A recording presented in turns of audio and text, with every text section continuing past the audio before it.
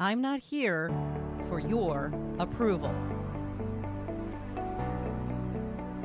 Welcome to Change the Conversation with the Hopefulist. My name is Wendy McClure, and it's time we had a conversation about living in a patriarchy and how that affects our lives.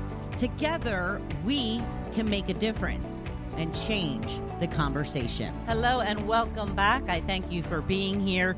It took me 50 years to recognize patriarchy and how much it influenced my life. And that is why I now question everything. Everything.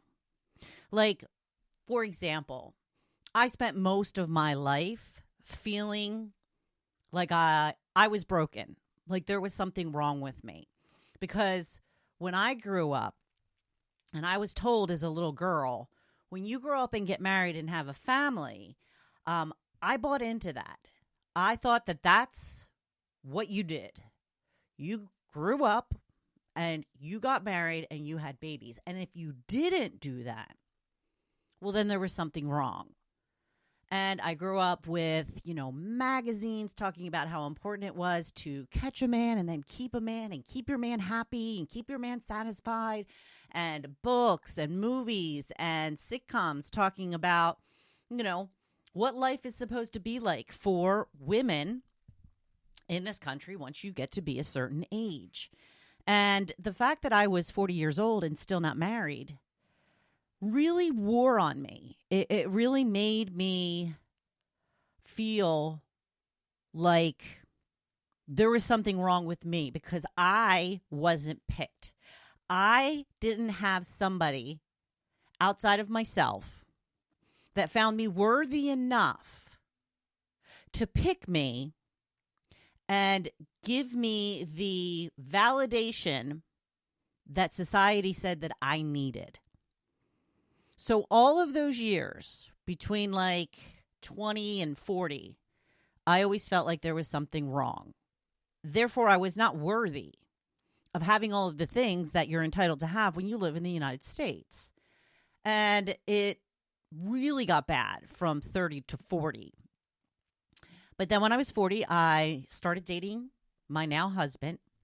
And I thought, oh, thank God, I am finally going to get my due. I can finally show the world that there is nothing wrong with me. It might have taken me a little bit longer to get here, but now I'm going to have my due. I'm going to get my happiness. I'm going to do everything that I've always dreamed that I was going to be able to do once I got that validation, once I got someone to pick me, once I had somebody that made me feel worthy. Now, granted, some people fall into this, hole, and some people don't. Well, they got me. Patriarchy and society, they got me. I fell for it hook, line, and sinker. And I felt miserable most of the time. Regardless of the fact that I had great friends, I had family around me, that I had a great job that I loved, that I had a really awesome social life. I went out, and then I started to get more active and doing more things in recreation, and none of that mattered because I didn't have the one thing, a man's love and commitment, that was going to validate me as a woman in this society. So when I did finally get married, what ended up happening was I thought that when I got married, that I was going to just wake up and be magically happy. That I somehow convinced myself, and looking back now, it was very silly, but these were the promises I was made as a woman in the United States, that once I got my husband and potentially started on my family, that everything would fall into place. I just needed that one piece of the puzzle. And so when that didn't happen, of course, most of us know that that's not how it works. I became even more depressed.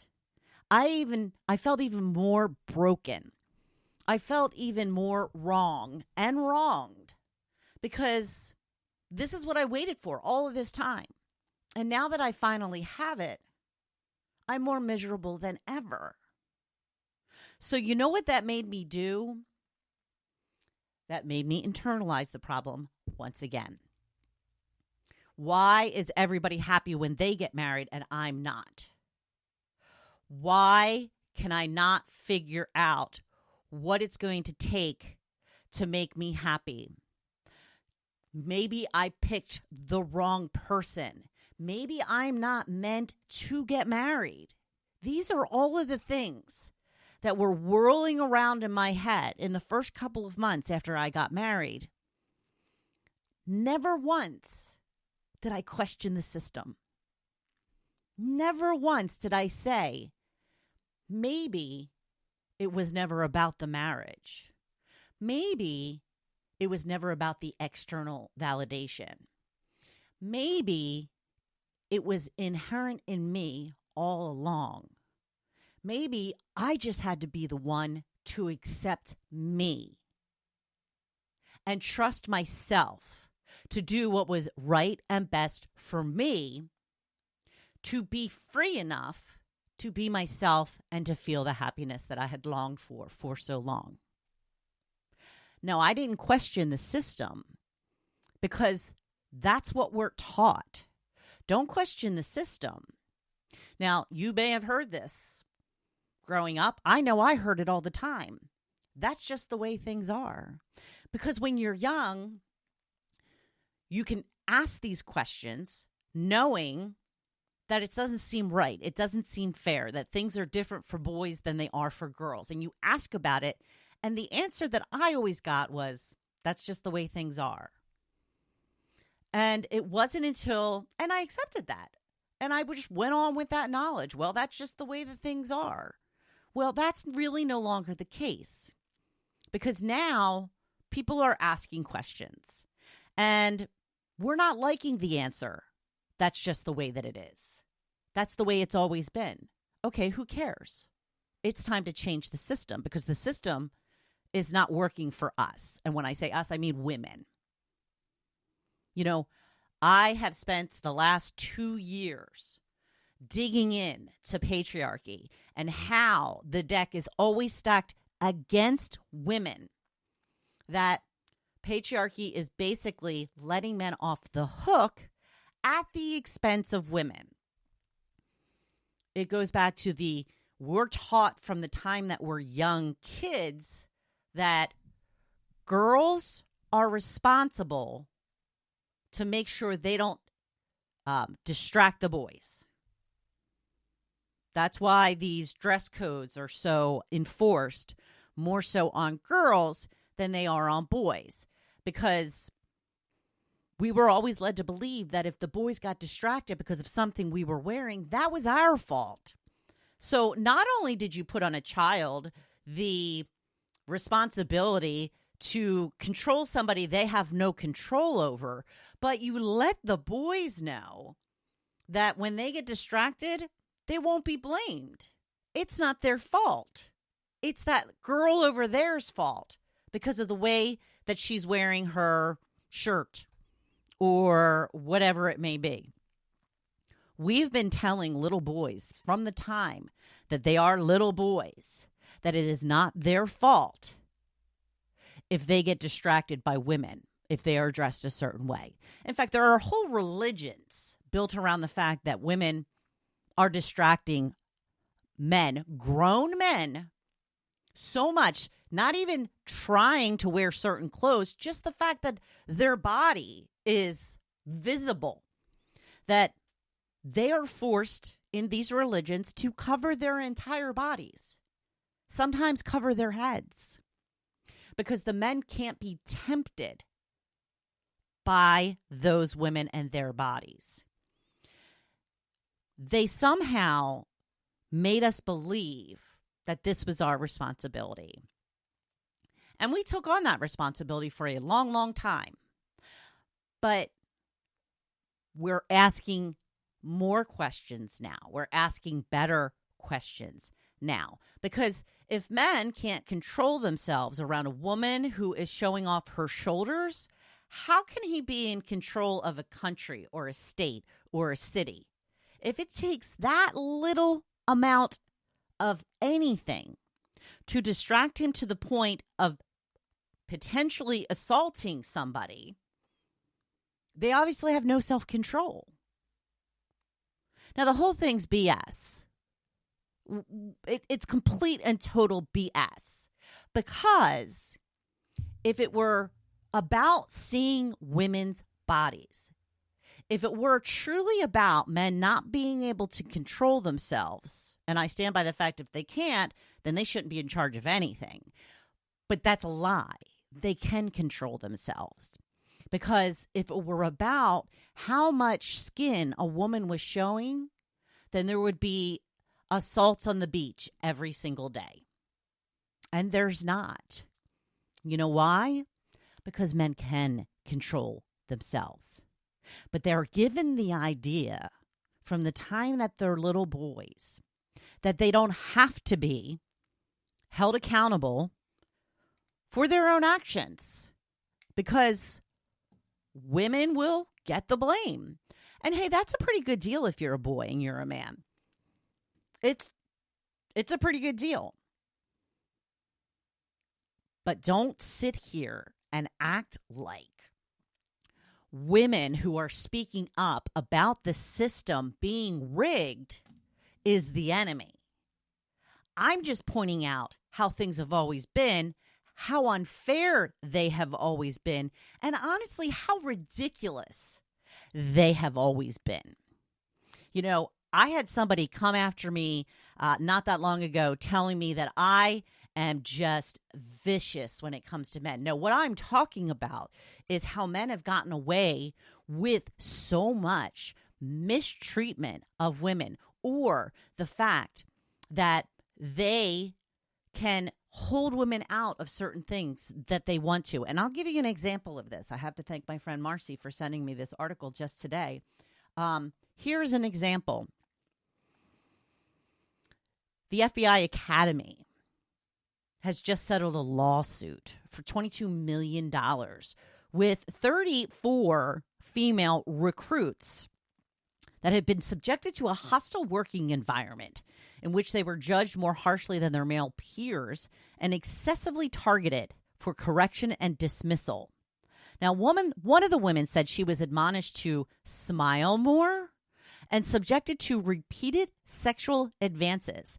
Another said that an instructor leered at her and stared at her chest, sometimes while licking his lips. So the article goes on to say, through passive tolerance, and that's what men mostly do, they just passively watch all of this stuff happen. They don't do anything to try and change it or make it better for the women in their lives because it's a good deal for them.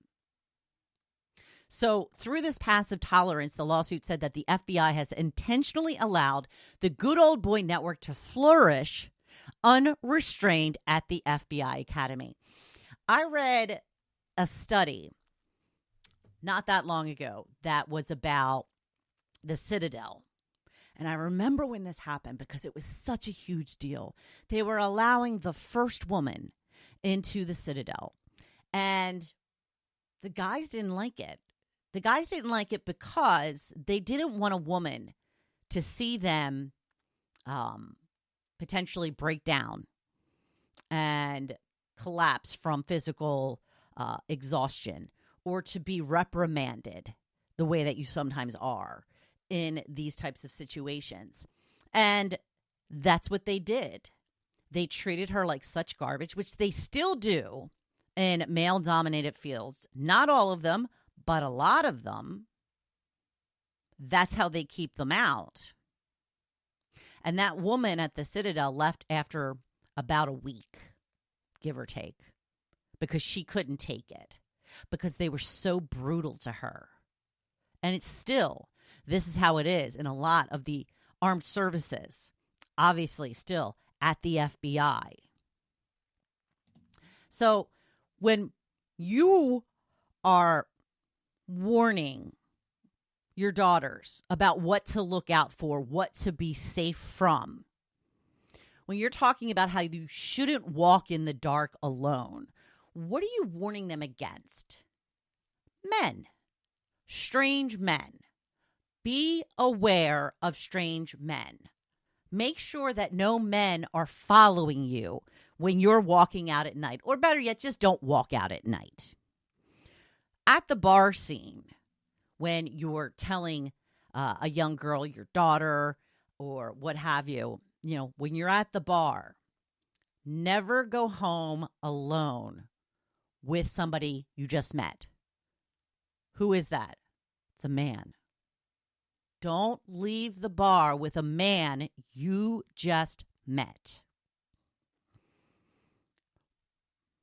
We have to warn women, and this is not nearly as bad as it used to be, but I'm sure it's still out there on some level, the catcalling.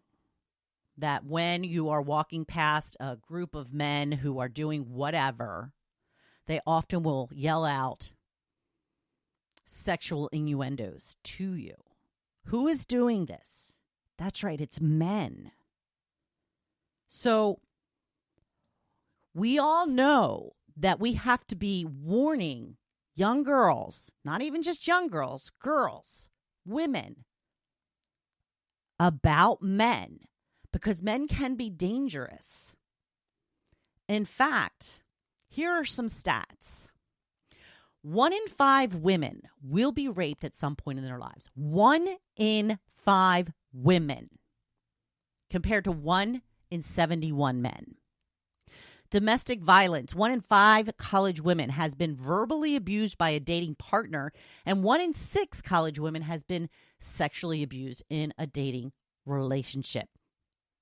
About 3 out of 4 people will become victims of a completed or attempted assault. Now listen to this stat. Only 25 out of every 1,000 perpetrators will end up in prison. Now, a lot of that is because a lot of it's not even reported, because they make it so difficult for a woman to try to prove her case. They give the men every benefit of the doubt.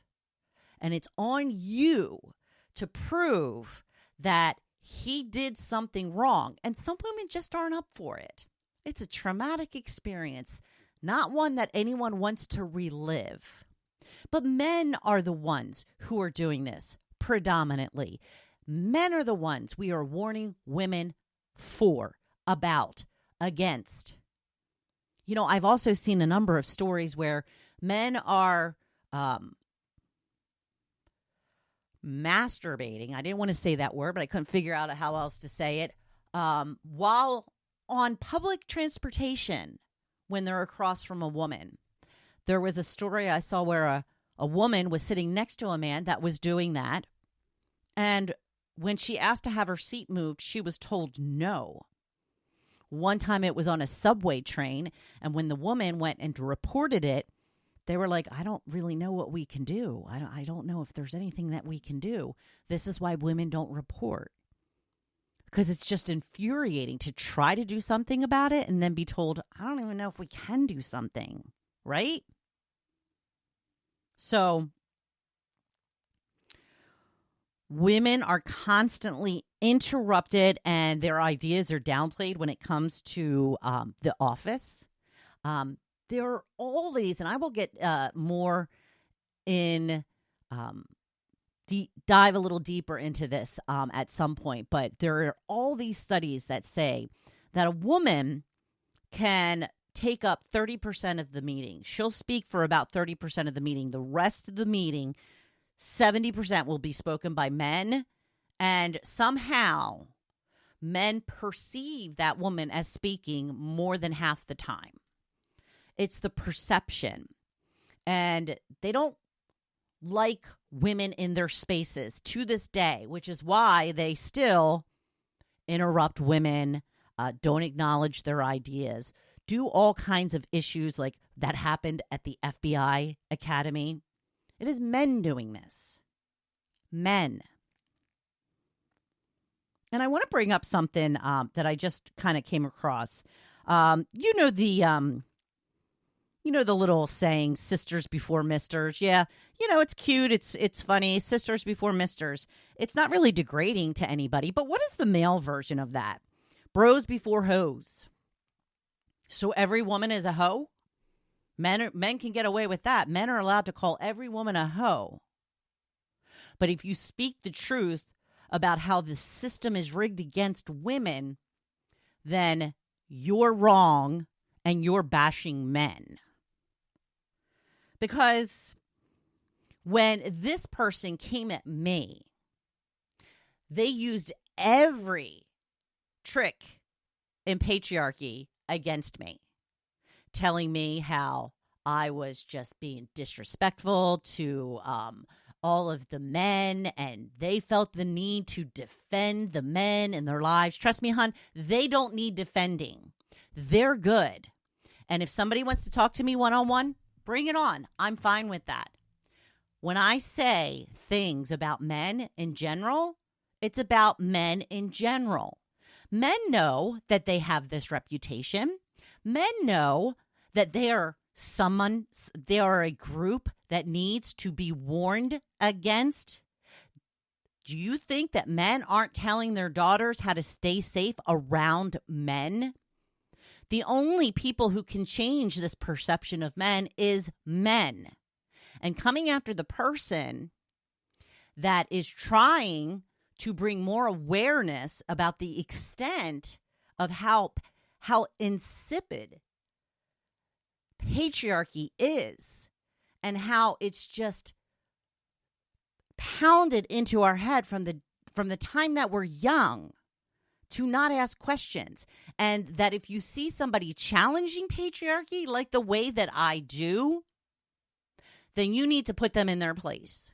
You need to correct them, tell them they're a horrible, shitty person, and to let them know that they are playing a victim. That's right out of the patriarchy handbook. I don't happen to have a copy, but I'm pretty sure about what it says.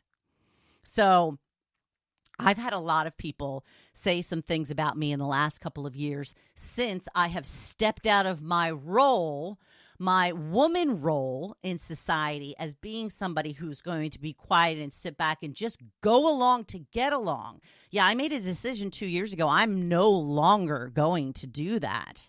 And people do have an issue with it. And you know what? I don't care. You're not going to stop me from doing it. I'm going to continue to do it because I'm right. And if you don't think I am, then maybe you shouldn't be following me. Because I am here to tell women who have felt wrong, who have felt not good enough, who haven't felt valued their entire lives, that not everybody is meant to live the cookie cutter lifestyle that patriarchy has cut out for every woman in America. Because men can be whatever they want to be, but women have to be a certain way and do certain things in order to be considered a good wife. And not everybody's cut out for marriage. Not everybody's cut out to have kids. Not everybody's cut out to date men, period. But we have been so conditioned to think this is what you have to be and what you have to do in order to be an acceptable woman in this society. Let me just give you one small example. There are many women, myself included, who are not good cooks, do not enjoy cooking. It doesn't turn out well. Nobody wants me to cook. I'm not a good cook. My husband, luckily for me, loves to cook. So he handles the cooking in our relationship. But let's go back to the 1950s and say I didn't know how to cook. And I continued to make dinner every night because, somebody had to make dinner, but it was terrible. Every meal was terrible. Well, then I'm just not a good wife. If she can't cook, well, that's one of the hallmarks and the benchmarks of being a good wife. So if I never get it down, if I never just figure out how to make meals that taste good, then I am just a terrible wife. Yeah. You know, you ever watch Everybody Loves Raymond? That is a constant ongoing joke about his wife. Deborah can't cook. She's not a good cook. She's constantly complaining about her cooking and how, the meals aren't good. It's like this ongoing theme. And it's this insinuation that, well, he's missing out. He's missing out. He got a wife that can't cook. So poor him. That's what it's all about. If you don't fit into the cookie cutter design that patriarchy has made for women in this country, then you are the wrong kind of woman. So, you can continue to lash out at me. You can continue to think that I am just bashing men for the hell of it because it's fun. I can tell you I have learned a lot in these last couple of years, but a lot of it has not been fun. Most of it has not been fun. But I want to reach the people who spent half of their lives feeling wrong and like they had no value just because they didn't fit into this little box that patriarchy says that women do.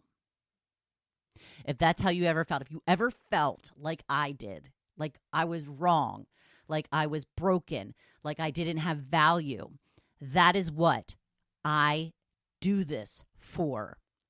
Because you will not believe the extent of how we have been conditioned to live a certain way. And you may have known all along that that was not the right way for you, but you didn't realize that you had other options. I'm here to tell you, you do. And people may come at you. People may tell you that you can't do that. I'm here to tell you, you can. And you can do exactly what is right for you, no matter what anybody else says. And although I've taken a lot of crap in the last couple of years, I can tell you that I've never felt more free or purposeful in my life, that I've never embraced myself and been happy with who I am than I have in these last couple of years.